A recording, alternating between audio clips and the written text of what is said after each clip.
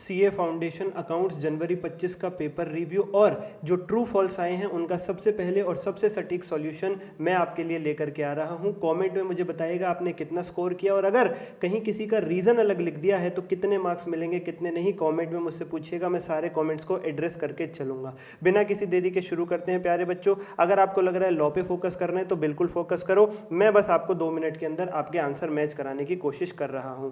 आइए जरा पहले ट्रू फॉल्स के बारे में बात करते हैं।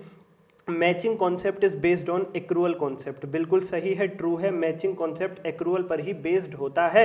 मैचिंग कॉन्सेप्ट क्या कहता है? इनकम और एक्सपेंसेस को मैच करके चलो। 2024 की इनकम में से 2024 के ही एक्सपेंसेस माइनस करो, तभी सही प्रॉफिट आएगा। और जब मैचिंग कॉन्सेप्ट ये बात कहता है तब वो इनकम और एक्सपेंस दोनों ही, कैश और क्रेडिट दोनों के बारे में ही बात कर रहा होता है, जो सेम बात एक्रूअल करता है। एक्रूअल भी यही कहता है कैश और क्रेडिट दोनों ट्रांजेक्शन्स को कंसिडर करो, और मैचिंग कॉन्सेप्ट भी यही कहता है कि इनकम में से मैच्ड एक्सपेंसेस को माइनस करते वक्त इनकम भी कैश और क्रेडिट दोनों लो, एक्सपेंसेस भी कैश और क्रेडिट दोनों लो।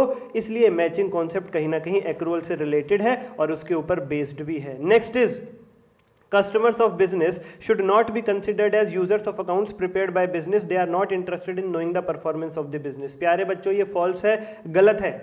कारण क्या है इसका फॉल्स होने का?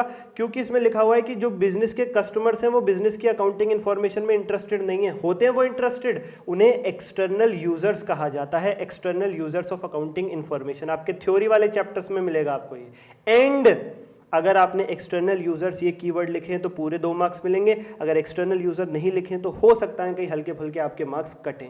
Next, under inflationary conditions FIFO will not show lowest value of cost of good sold. False है।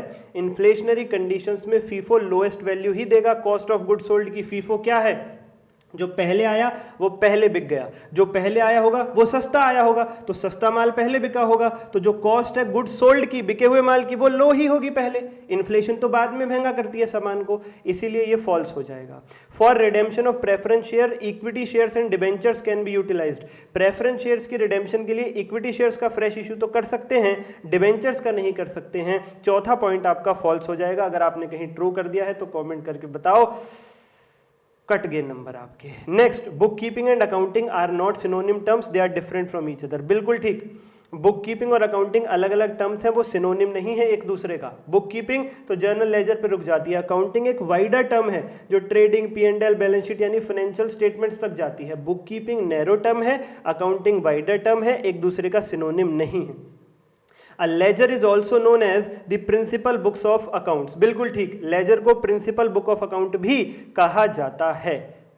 Ledger is a principal book of account. फटाफट से कमेंट करके बताइए आपने कितना स्कोर किया है जल्दी से। और कोई आपको पूछना है रीजन आपका सही था या गलत था, कमेंट करिए, मैं एड्रेस करके चलूंगा। अभी के लिए इतना ही, धन्यवाद। सब्सक्राइब करो, अपने दोस्तों को भेजो। Thank you.